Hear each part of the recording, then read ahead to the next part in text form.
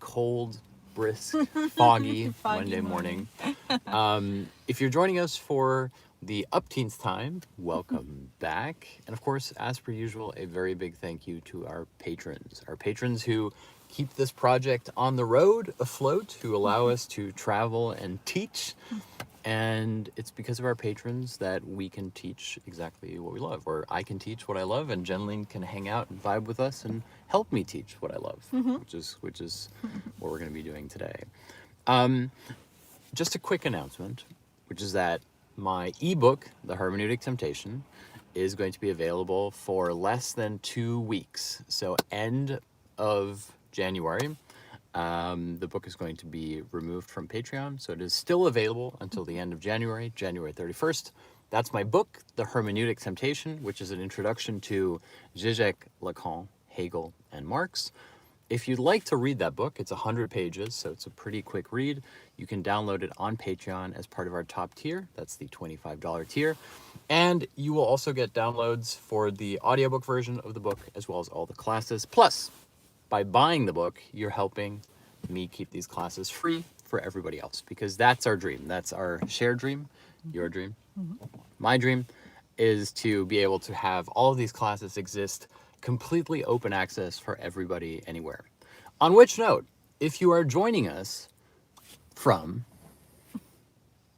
somewhere outside the United States, or even inside the United States, let us know where you are watching us from, because we always love seeing where you're from, thinking about what warm, sunny place you're in. That's right. No matter where you're joining us from, please leave us a comment letting us know where you are. It makes us very, very happy. We're currently in Washington in the United States, but we always like hearing where you're joining us from. So please do leave a comment to let us know where you're joining us from. I see West Hollywood. West Hollywood, nice. West Hollywood. That's like a very specific niche. I like this. Excellent. Someone said Utrecht, Mexico. Utrecht. Oh no, I actually used to study in Utrecht, the Netherlands. Utrecht University. Someone asked about the Patreon. Yes, the book is only available on Patreon because the proceeds of the book go towards funding this entire learning community and project. So it is only available on Patreon. It's not available on Amazon because we don't like Amazon. Hello back to the Netherlands. Hello back to Brazil, Washington State, India. It really makes us so happy that you're leaving a comment, feeling connected to people from around the world. It is truly a pleasure. Okay, shall we just begin? Yeah. So we are currently in the penultimate classes of a series called The Vanishing Mediator. I feel like I should do a little drum roll for my coffee. I know, this is going to be my first sip of coffee of the morning, so we have it on camera. You should enjoy it. Yeah, The Vanishing Mediator. And what we're going to do today is we're going to talk a little bit, I'm going to give you an introduction to basically what Žižek, Slavoj Žižek's Grundeinsicht is. Now, what is a Grundeinsicht? A Grundeinsicht is simply a fancy German term for the idea of a founding idea, of an original idea, a contribution. Essentially, Žižek has argued that every philosopher worth his or her salt has a Grundeinsicht, a certain central idea, a contribution that they make to the history of philosophy.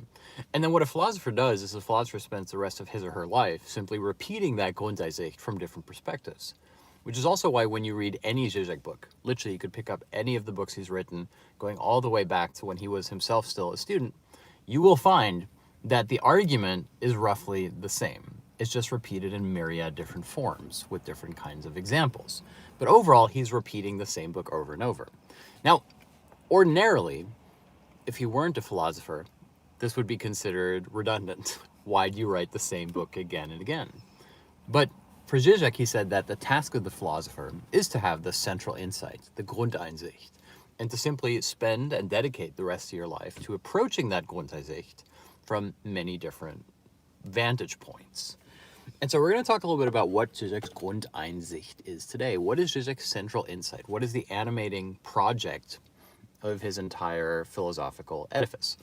But fret not, we're going to do it in a way that hopefully will make sense to you if you are a complete beginner. That is our goal, to simplify, but not to trivialize a lot of these ideas. So I want to start on a very universal level, on a level that hopefully will make sense to everybody, including to you.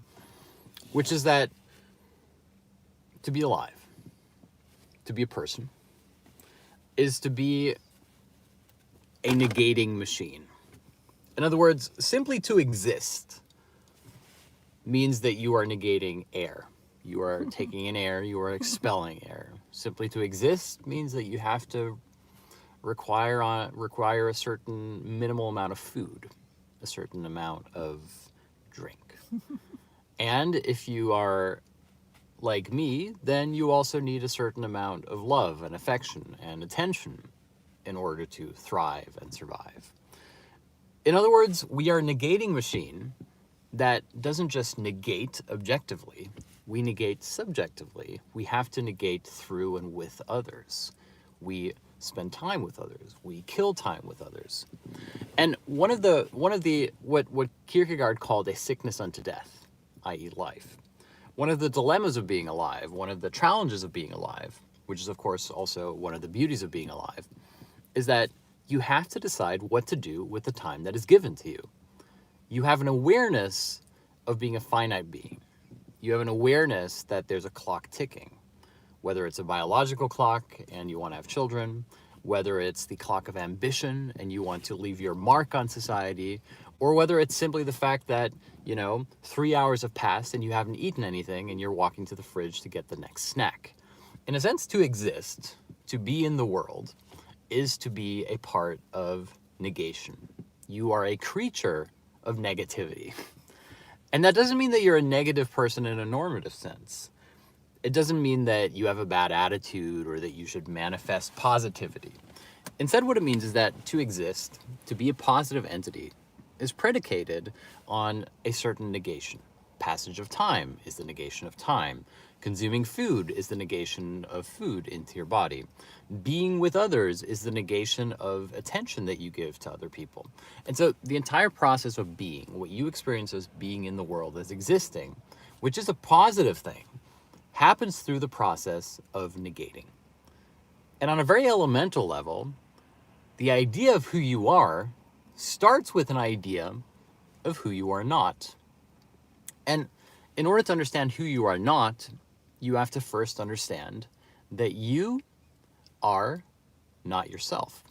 That you are, strictly speaking, not somebody who inhabits yourself properly. That you don't feel at ease, you don't feel comfortable being in your own body. In fact, you probably don't even have a concept of who you are until you experience the idea that maybe you are not.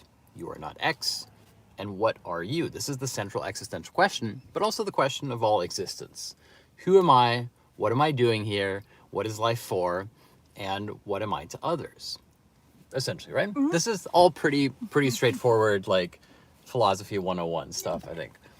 Now, what's really interesting is that if we make a leap here to Immanuel Kant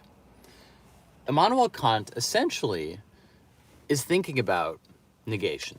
Immanuel Kant is very interested in the idea of how we negate things. In fact, how we negate things through thought. And if you will, Kant basically has 3 different ways of conceptualizing negativity or negation.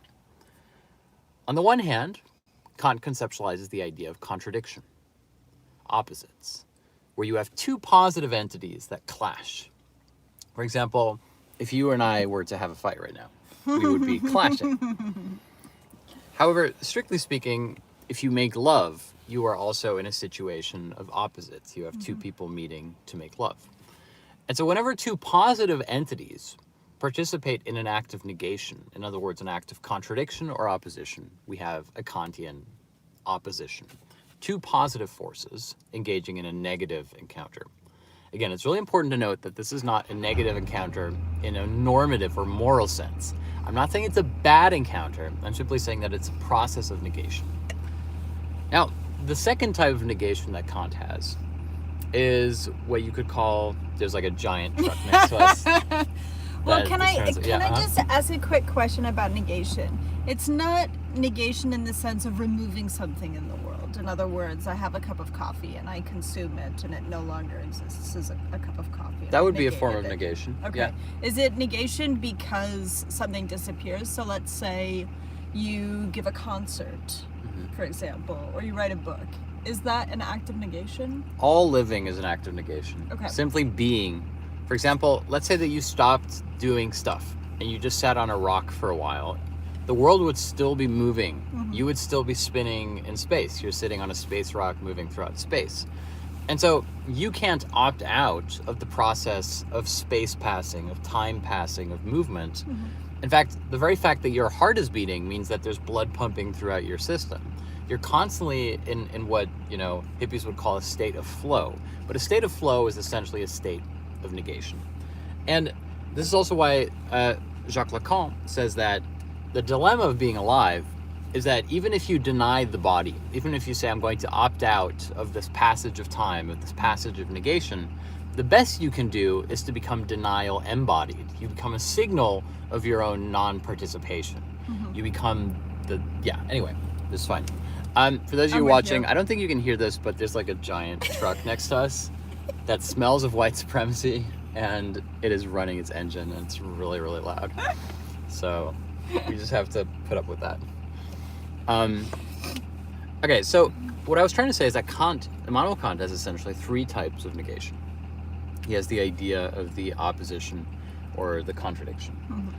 But then he also has an idea of negation, which is a kind of, you could call it a paradox. And Jelly and I recently went to the new Spider-Man movie. And there's a line in the Spider-Man movie that's a pretty good example of this. One of the aphorisms of the movie is, expect disappointment and you'll never be disappointed. Mm-hmm. And this is one of those Kantian, essentially, like, paradoxes. Mm-hmm. So it's not a contradiction. It's not that we have two positive forces that are engaging in opposition. Instead, what we have essentially is a positive statement that has its own positive content through an internal problem, an internal emptiness. Mm-hmm. If you expect to be disappointed, you will never be disappointed. In other words, we've created a logical negation. And the logical negation brings about, in a sense, a positive content, right? Mm-hmm. You will never be disappointed if you expect disappointment, because then, of course, expecting disappointment becomes the process by which you are satisfied. Mm-hmm. And so for Kant, we would have here a logical contradiction in which the zero, the emptiness, is contained within, but it actually creates a positive content. And so already we have here two versions of negation. First, we have two positive entities that clash into opposition. In other words, the negation exists between them. And then we have the idea of a contradiction, of a kind of logical paradox for Kant, where the negation exists within the thing itself. In other words, the negation is actually necessary for the positive content of the thing to emerge.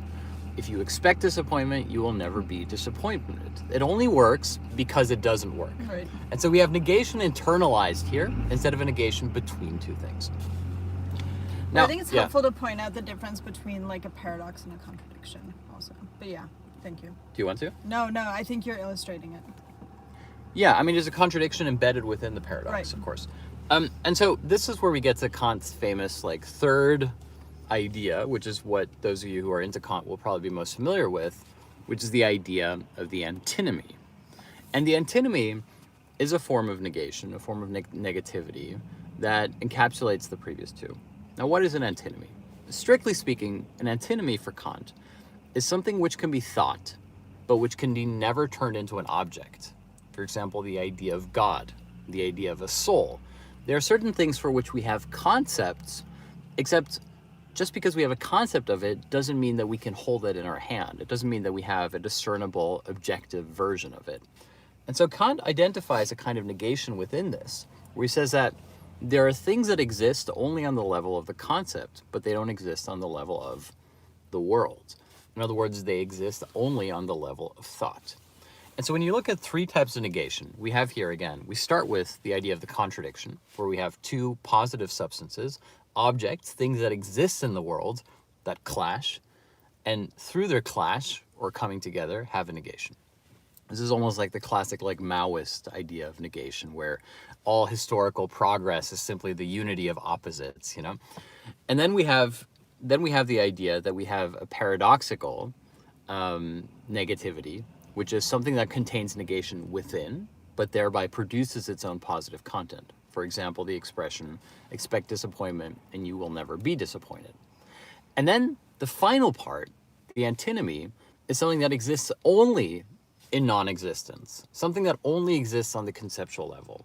The idea of God, the idea of the soul, is a word for something that cannot be put into a positive content. In fact, if you were to put it into a positive content, it would cease to be it.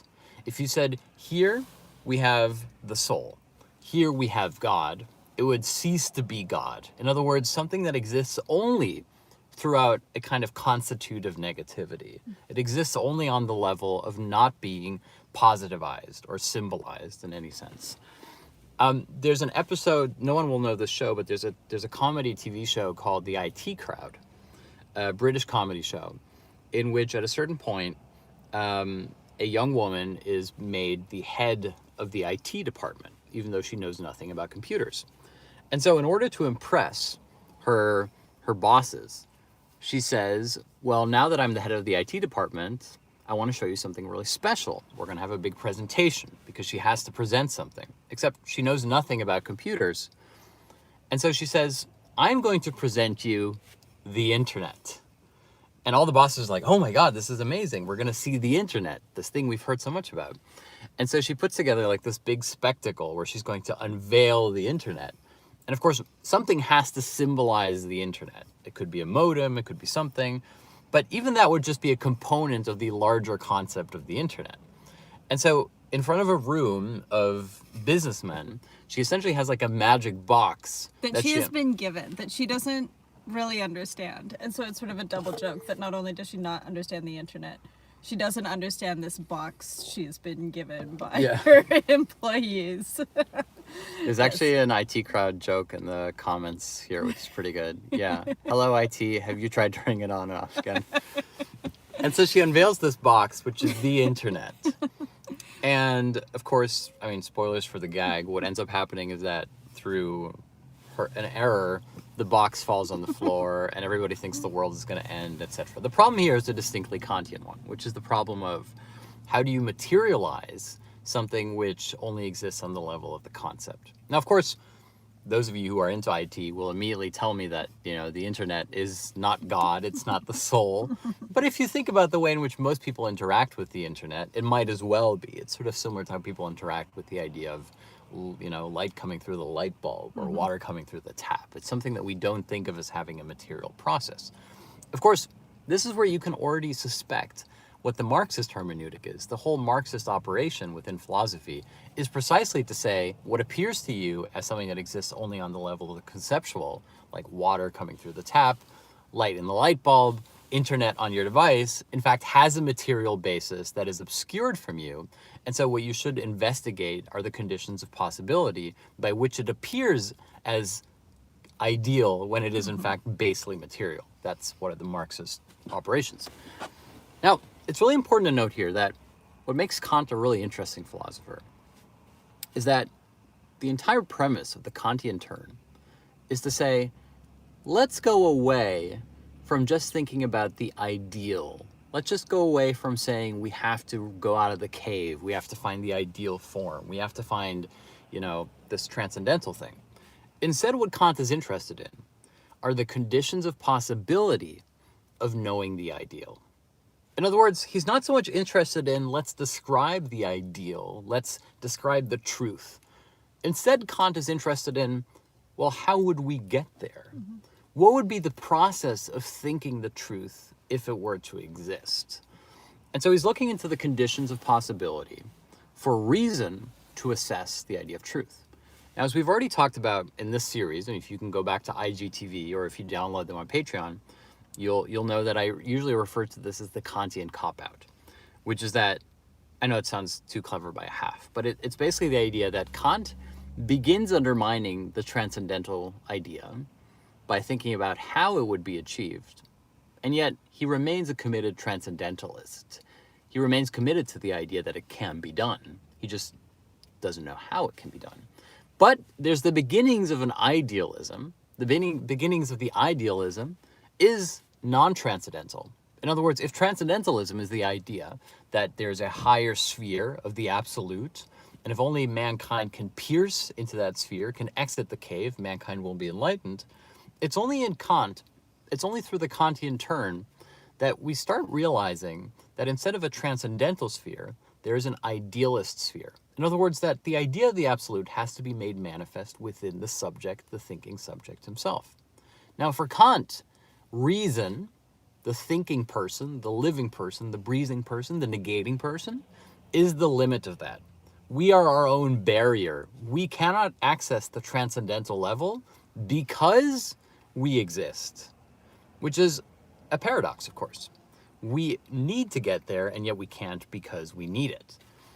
Now, for Hegel simply makes the next move, following upon Hölderlin and Fichte, which is essentially to say, well, in fact, if I am the barrier, then maybe the real illusion is the idea of the transcendental. Maybe the transcendental needs to be materialized through the impossibility of subjectivity. And this is where Hegel comes up with the aphorisms of substance as subject, etc. We don't have to go there.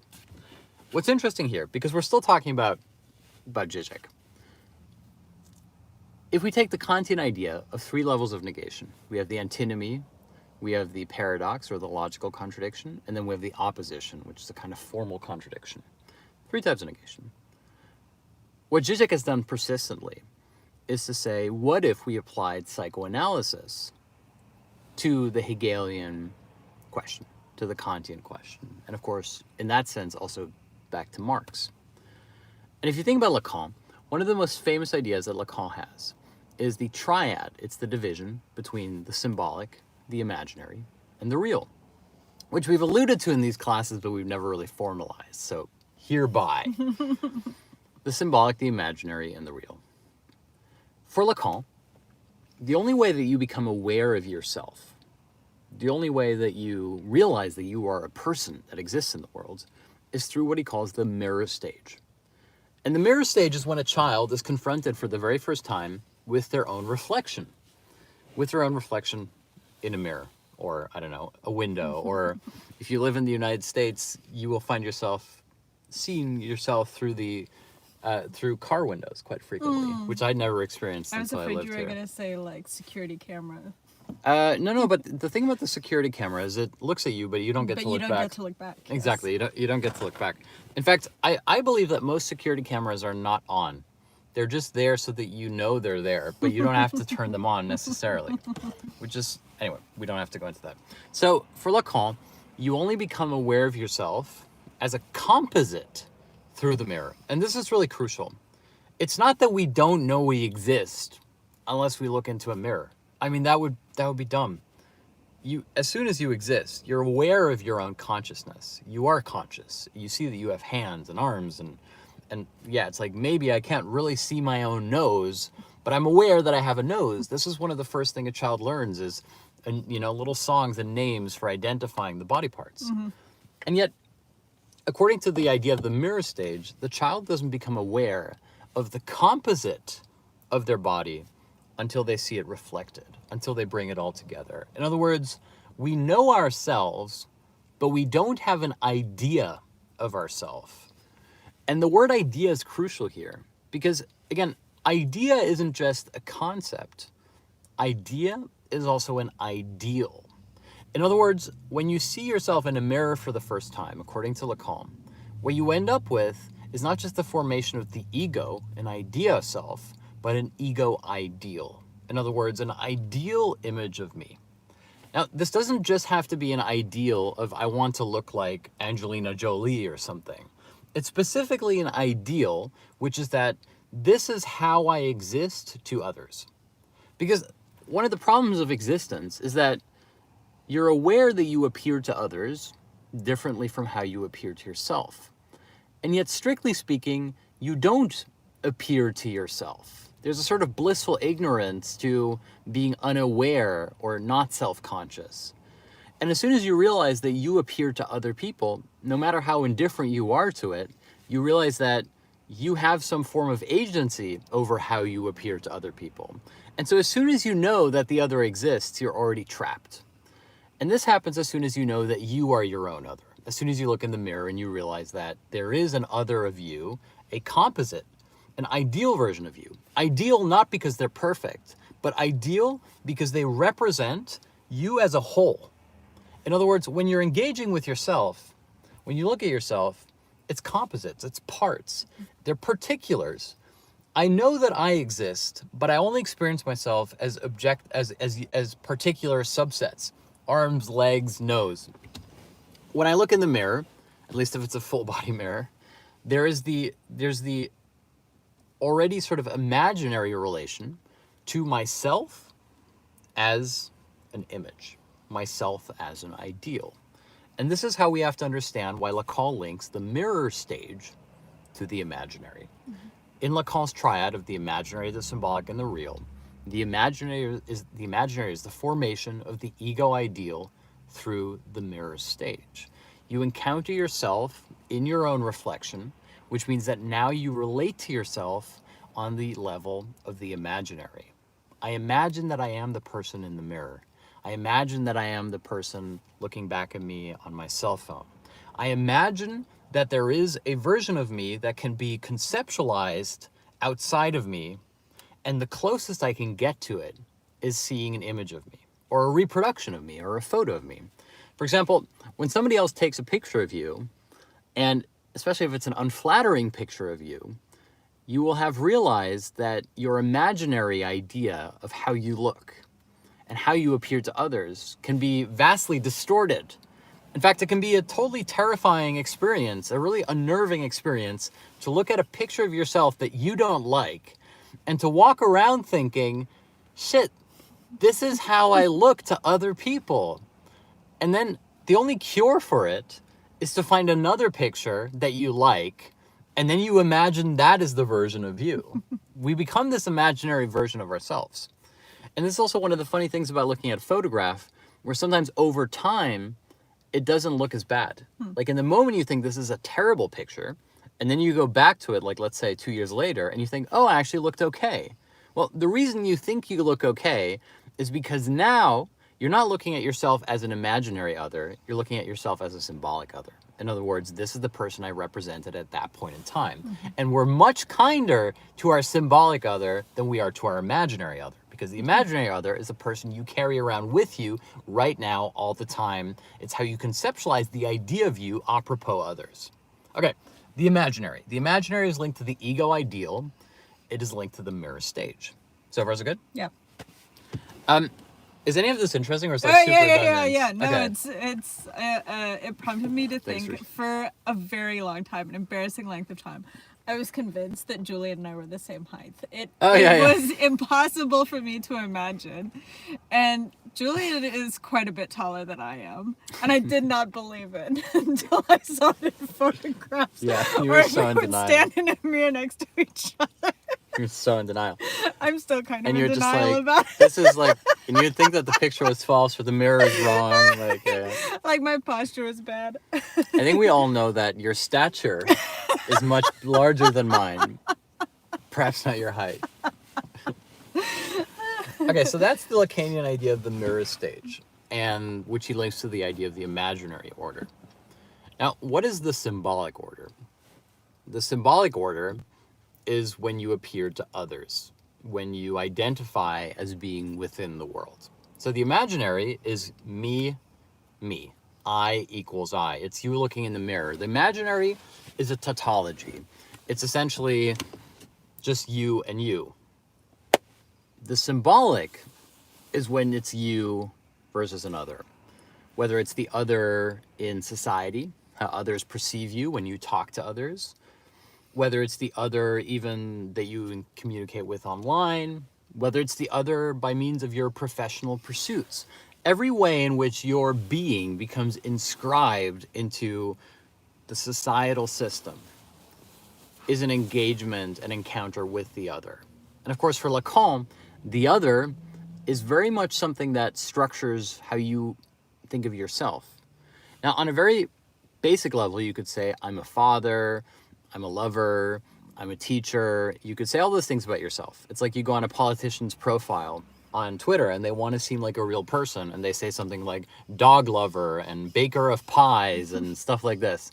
It's that I'm a real human, not the lizard monster you think I am. That is the symbolic order. It's not to say I am actually this. It's to say I identify as being these things in relation to others. That is the beginning of the symbolic order. Of course, the symbolic order on the level of the big other also structures the purpose and meaning you find in your life. For example, I'm doing this because I'm a father. I'm doing this on behalf of my nation. I'm doing this on behalf of, essentially your motivation to exist derives less from the imaginary and more from the symbolic. In other words, your motivations and your purpose and your meaning has to be found in relation to others and not just in relationship to yourself. Of course, the problem for the neurotic is that the neurotic ends up stuck in the level of the imaginary. The neurotic becomes over-obsessed with their own well-being, with their own breathing, with their own eating, with their own counting carbs and counting calories. As soon as you shrink the other to a simple short circuit, I, on the level of the imaginary, something vital is missing. You become your own other, essentially. Again, to go back to Lacan's dictum, the only way to really deny the body is to become denial embodied. So here we have the level of the imaginary versus the level of the symbolic. The imaginary is the encounter of the self with the image of self, right? Imaginary from image. And the symbolic is the encounter of the self with the symbol, what you represent to others. So the imaginary is the image of me, the symbolic is the symbol that I represent. And of course, you represent it to yourself as well. Now we get to the real. Remember, we had the imaginary, the symbolic, and the real. And the real is a little bit more complicated. The real has often been mischaracterized, and ironically, this is often attributed to Žižek as being the inaccessible something, the thing that cannot be conceived of, the missing link, the thing that exists behind something. Lacan calls it like the gum stuck to your shoe, the fish bone stuck to in your throat. It's like the thing that disrupts the unity, right? Because even think about the imaginary, it's not really a tautology. It's not two opposing forces. It's me and an image of me. It's in the symbolic, it's me and the symbolic image of me. And so there's always something that's out of joint here, something that cannot be properly reconciled. It doesn't fit. It's not properly sealed. There's something leaky about being alive, something that's constantly evading your grasp, something that seems to undermine the security and the completeness of who you think you are. Now, what Žižek has always argued is that the real may be inaccessible, but it's not by definition inaccessible. In other words, it's not this like otherworldly mystical subset of being. Instead, Žižek goes back to Lacan, who's going back to Freud, who simply says the real is the neighbor. The real is your neighbor. Now, what does that mean to say the real is the neighbor? Well, a couple of things about that. First of all, it's to say that the real is closer than you think. The real isn't something that's like way out there over the horizon catching up with you. The real isn't like a ticking clock or something. It's not conceptual. Instead, the real is something very close to you, yet that exists, in a sense, only through its impossible closeness. And this is exactly the idea of the neighbor within Freud and Lacan. Remember, for Freud, the neighbor is a monstrous figure. The neighbor is a monster. Not because you actually have a monster as a neighbor, not because you have a prejudice against your neighbor. Instead, the neighbor is the person who is simply on the other side of your being, of your life, the person who's there. If you've grown up in a densely populated area, you'll know that like in a very like Lynchian or like Samuel Beckettian way, the neighbor is the person who produces sounds in the walls, sounds at night, sounds during the day. The neighbor is the person who disrupts your sense of the world revolving around you. You're at home, you're private, everything is about you, and yet the idea of your neighbor disrupts that unity. Think about living in an apartment block. One of the first existential crises I ever had when I was young, I mean, I've had many, constantly, but one of the more vivid ones that I had, and this used to be debilitating when I was younger, I mean, genuinely debilitating, was, you could also say this is a sign of my own privilege, but I went to an apartment block, and this was in France, this was in Strasbourg, it's one of those mega apartment blocks, and there's like, I don't know, 500 apartments. Every single apartment in that apartment complex is built according to the same blueprint. There's a kitchen, there's a bedroom, there's a toilet. It's the same. Now, the way in which you fill in your apartment is subjective. You can put posters of Madonna on it or modernist furniture. It doesn't matter. But when you look at an apartment block, one of the scary things about it is that you realize that in every single one of those apartments, there is a life unfolding in parallel to all the other lives, and they don't know it. For example, one of the things that I used to find so debilitating that I practically couldn't breathe was the idea that if you're sitting in an apartment block having dinner, right underneath you, not very far, there is another couple having dinner. And underneath them, there's another couple having dinner, and so on and so on. And to the left. And so you go to bed thinking, I'm in my private space dreaming and sleeping, and yet on the other side of the wall, there's another person sleeping and dreaming or fighting or whatever, or they can't sleep. Like, the idea that you're constantly surrounded by alternate people and alternate lives going through their life as if they were the only ones. Yeah, I think it's important to emphasize that it's a two-part process. It's not just, I think that I am alone, but in fact, I hear someone else who is intruding onto me. What makes it, like what elevates it, is that they think that they are alone, in a sense. They think that they are having the same experience that I am having. And I realize that I am having the same experience that they are having. Exactly. It's that double realization. Yeah. And you could even make the argument that the entire history of civilization is created to ignore the fact of how horrific the neighbor is. The entire idea of Western Enlightenment.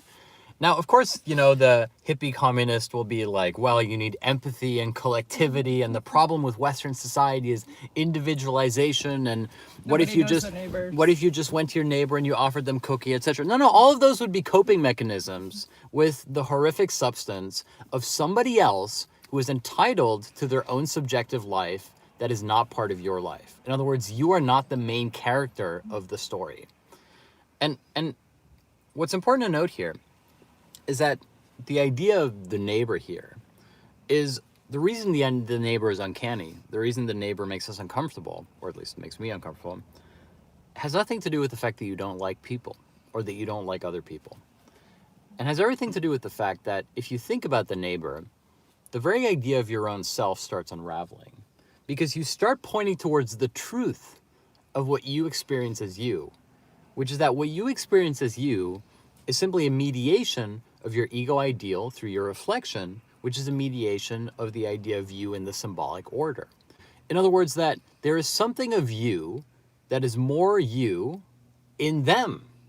That stranger on the other side of the wall or having dinner underneath you contains the secret to how you conceptualize your own being. And that if you were deprived all human interaction, you would, in a sense, lose your sense of self. And so what's horrific about the neighbor isn't they're a bad person or I don't want to know them or they play loud music at night. What's horrific about the neighbor is that secretly the neighbor contains the truth as to the illusionary nature of your own being. And as soon as you start formalizing that, you start realizing that of course the neighbor is scary, the neighbor is uncanny in a Freudian sense, because the neighbor becomes the signifier of the incompleteness that is the condition of my own completeness. And so the neighbor is in a sense the real. The neighbor is the real because the neighbor is perceived as the barrier to myself, and yet the neighbor contains the secret, the truth, as to the access or the condition of myself. That's why Lacan says the real is the neighbor. And so what happens with the real is that the real is, in a sense, in that Freudian sense, horrific, because it tells us something that we don't want to be told about ourselves. And of course, we figurate in our society things we don't want to be told about ourselves through monsters, through ideas, etc. Now, we have to relate this to the idea that Lacan says that secretly, we all think we're immortal. We all think we're going to live forever. We think that dying only happens to other people. And of course, this appears as a paradox, because you think to yourself, well, isn't the whole point of life that you're not immortal? Isn't the whole point of life that you know you're finite, that you know that the clock is running out? And yet, what Lacan is essentially trying to point out is, it's not that you think you're going to live forever. It's that you think that your life is the life that counts. And the example that Žižek gives here is Imagine you're in a conflict situation with 3 other people, and there's a clear-cut choice. Either, and you're in a bad situation, if one of you sacrifices themselves, 3 of you get to live. We take 1 life, and the other 3 get to live. Or the 4 of you engage in combat, and you know for sure that 2 of you will die, 50%. Now, Žižek says that in a Lacanian sense, almost everyone would choose the dumber option. In other words, the smart option would be to say, let's choose 1 person who sacrifices himself on behalf of the other 3. Instead, it's much more likely that people will say, let's have an all-out fight, and 2 of us will die. Why? Because nobody thinks it's going to be them. In fact, nobody is going to think I'm going to be the one who's died. You'd rather chance it and be one of the 50% than choose the 1 person who has to die, or become the 1 person who has to die. And this isn't even a bad thing. This is simply, again, for Lacan, the idea that we always believe that we're the 1 person who will not be the one who dies. That's the whole part of being alive, is death happens to other people. Getting sick happens to other people. Bad things, we don't conceptualize them as happening to us until, of course, they happen to us. And so Lacan says that death exists on the level of fantasy. We can't have a concept of death. We can only think of death through, ironically, the idea that it's not going to happen to us. And of course, here we're actually back at the Kantian idea of the antinomy. If the antinomy is that which cannot be thought, totally wrong. If the antinomy is that which cannot be made into an object, right? For example, God or the soul, the thing that exists only on the level of the concept, then something similar happens with death. Death is the thing that can only be thought by you. It cannot be objectivized to you. Even a corpse doesn't represent death to you. It simply figurates death. The irony is that the only way for you to make death manifest is to die, is to become dead. And so death only exists on the level of the conceptual until your body steps in to make it something real. Okay, so why are we talking about all this? And I wish we had 2 hours. Of course, we can continue next week. The reason is, you could essentially see an overlap already between the idea of the imaginary, the symbolic, and the real, and the Kantian negations, between opposition, between the idea of the internal paradox and the idea of the antinomy. On the level of the image, the imaginary, the ego ideal, the mirror stage, you have essentially what Kant would call the positive forces negating. Me, my image, I equals I, and we other ourselves. It's a closed circle. Negation exists between me and the mirror, the man in the mirror. When we go to the internal paradox, the idea of expect disappointment and you'll never be disappointment, we're already on the level of the other. We're already on the level of the symbolic other, which is that negation exists within the existence of being itself, the experience of myself through the experience of the other. And then finally, we have the idea of the real, of the neighbor, of the idea of death, the internal limit of life itself, the real being that which can only be antinomical. It can only be thought. It cannot be objectified. And of course, if it were objectified, it would no longer be on the level of the concept. Now, this by itself is actually not that interesting of an idea. In fact, one of the dumbest things that a lot of people do who are into Lacan is they take the symbolic, the imaginary, real, and they apply it to everything. So how can we take this idea, which seems to be a formalistic idea, kind of dumb, and how can we elevate that idea? Well, a crucial next step comes from Žižek. Žižek has something super important to say about the Lacanian, symbolic, imaginary, and the real, which I think most people have not noticed, because it's something that he's only developed like in a couple of interviews. Žižek says, the symbolic, the imaginary, and the real are not 3 separate levels. They're not on the one hand, there's the image, then there's the symbol, and then there's the real. Instead, they're always already refracted through each other. In other words, think about it. You have the imaginary, the symbolic, and the real. But, according to Žižek, technically, you also have the imaginary symbolic and the imaginary real, as much as you have the symbolic imaginary and the symbolic real, as much as you have the real imaginary and the real symbolic. In other words, we've taken something that appears to be three two-dimensional, distinct categories that are actually already refracted through each other. Now, how are they refracted? Well, let's think about it like this.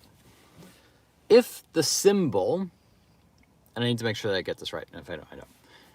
We've got the symbol, right? Something that represents something. We've got the image, which is the image of something.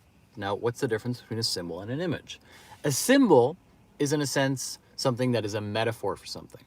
For example, you could say that if I give you the finger, it's a symbol of my anger, because no one's offended by a finger. They're offended by the fact that I'm making a vulgar gesture. An image would be my finger on the x-ray machine for the doctor. If I injure my middle finger and I go to my doctor and I say, "Hey doctor, my middle finger is broken," he'll say, "Let's take a look at it. What is the image of your middle finger?" If I go up to another person and I say, "Hey," then it becomes a symbol of my anger, right? So here we already have two different things. Now, Žižek's argument is that the real is contained within the tautological overlap of each category. What does that mean? Well, if we have the symbolic image, and we have the symbolic real, and we have the symbolic, the symbolic is the real of the symbol. In other words, the symbolic is the impossible short circuit between the symbol in complete identification with itself. In other words, the symbol without negation. And that is the horrific void. That is the zero-sum element. In other words, to say, "Fuck you," symbol of my anger. Sorry, we could have also done like a peace sign. Maybe a peace sign would be better. Okay, now here's the thing. Peace sign, or fuck you, peace sign as peace sign is totally meaningless. In other words, if the symbol is a symbol of itself, the whole thing crumbles. The internal essence of it goes away. In other words, we're sort of at like this impossible paradox there. The symbol needs to be othered.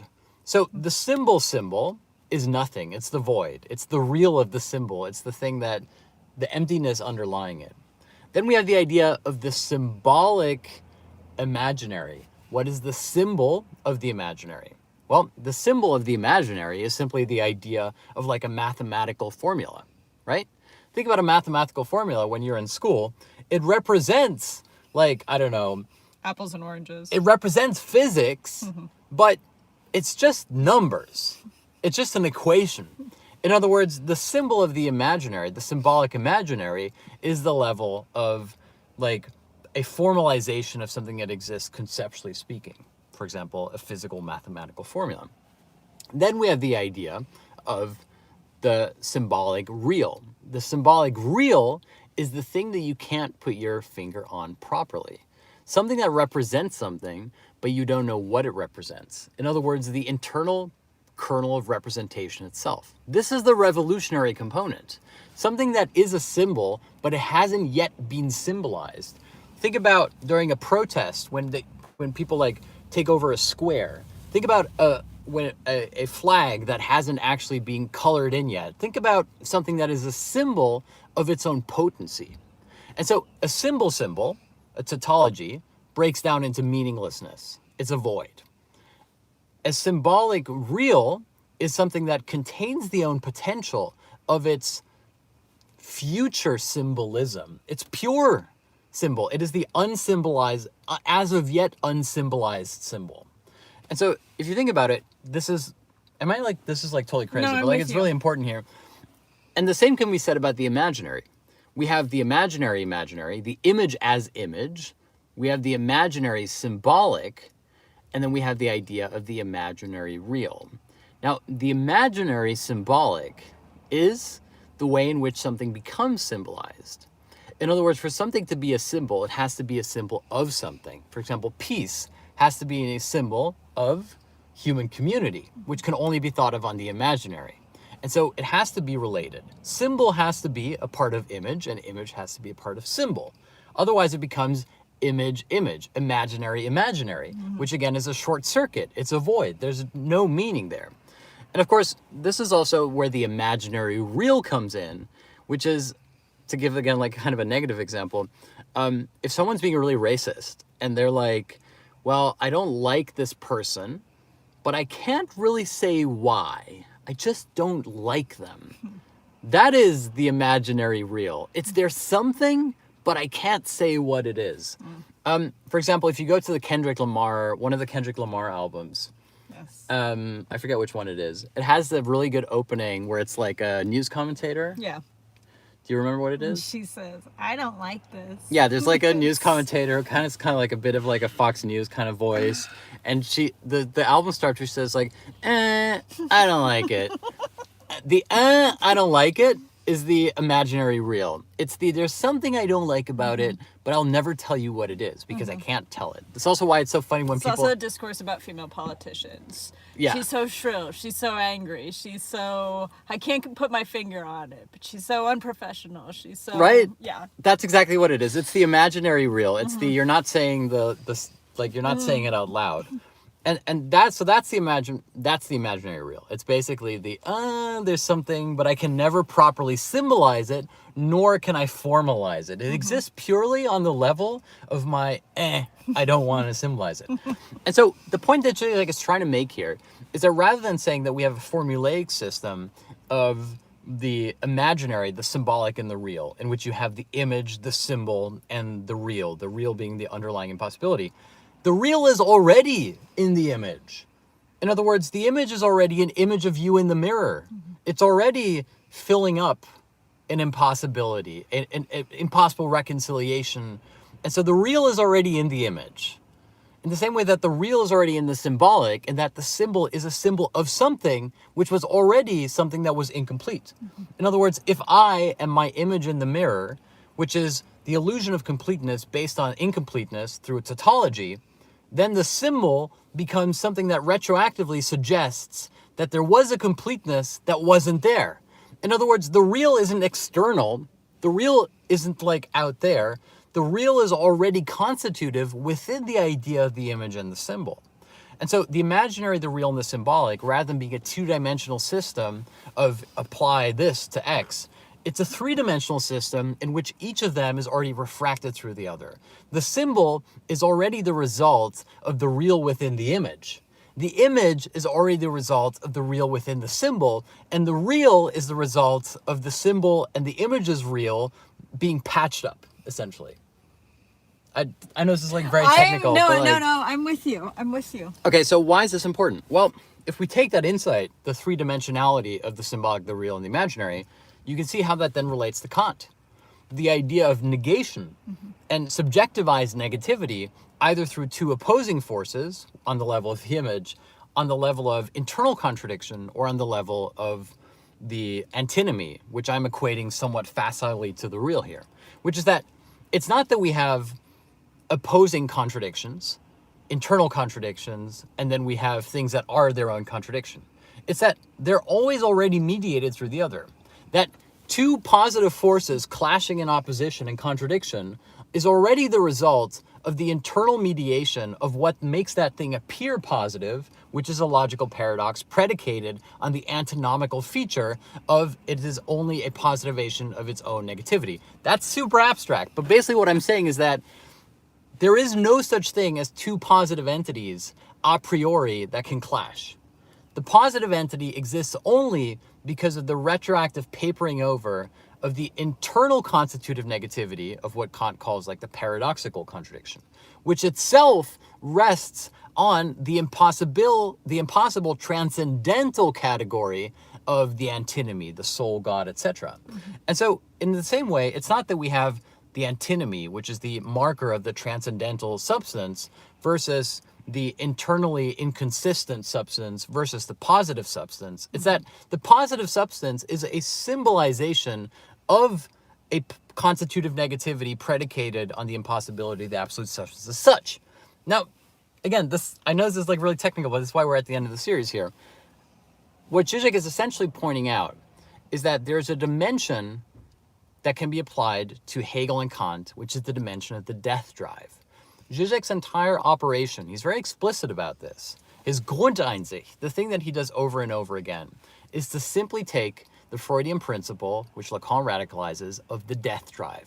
That subjectivity is none other than the process of perpetual negativity, negation, and he applies that to Hegelian idealism through Kantian transcendentalism.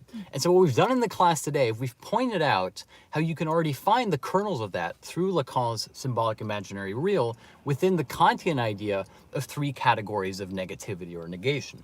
What we're going to do next week in the final class of this series called The Vanishing Mediator is we're going to give you the final piece of the puzzle where we're going to say, how does that relate to Hegel? What is the death drive in Hegel, and why is Žižek's reading of Hegel interesting? And then we will have completed the entire series called The Vanishing Mediator. Now, final little thing. What is the vanishing mediator? If you've watched any of these classes, you know already. The vanishing mediator is the subject. The vanishing mediator is subjectivity itself. The vanishing mediator is the necessary catalyst for the emergence of the conditions by which it emerges and surpasses its own self. In other words, the subject is the catalyst for the way in which substance becomes subject. And we will explain next week how that works.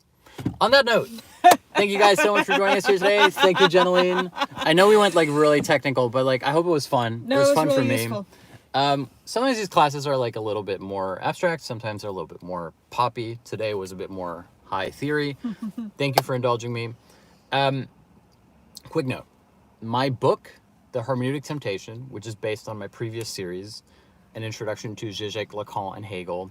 Easy to read, 100 pages. You could read it in a week if you want, or a day if you want. Is available until the end of January on www.patreon.com/Jeneline and Julian. My ebook, The Hermeneutic Temptation. It's a pretty easy read. If you'd like to read it, you can still download it today or until the end of January. It's $25, but it also gets you access to the audiobook version if you'd like to hear me reading out that book. And you can download all of the classes that I teach ever. So if you'd like to support our learning community, if you'd like to support these classes, if you'd like to keep them on the road and open access for those of you joining us from around the world, please consider buying my book. It's The Hermeneutic Temptation, available exclusively on Patreon. And you got to get it before January because then it's going to go into the digital ether. It's going to disappear. It's going to go back into that black box called the internet. Yeah. There's a question about free will. We did talk about free will a couple of weeks ago. We talked about Alain Badiou's theory of free will and choice. Again, you could probably find that on the Patreon. Thank you guys so much. Thank you for starting your week with us. Thank you for those of you watching on YouTube as well. And yeah, please do go and check out our Patreon. It really makes a big difference for us. That's www.patreon.com/Jeneline and Julian. Yes. We'll see you guys in 5 minutes. For our Discord. patrons know that we do a 1 hour Q&A on Discord after every class. It's like a tutorial, like a seminar. So if you'd like to join us for the bonus discussion, which we also record as a podcast, please click the link to our Patreon. You can sign up. If you sign up in the next 5 minutes, I'll make sure that I send you a link and you can join our Q&A. All right. Thank you guys, and we'll see you in 5 minutes. Bye-bye. Take care, everyone. And if you have questions about the Patreon, send us a message. Yeah. Sometimes we know, sometimes we don't know. Take care, everyone. Bye-bye.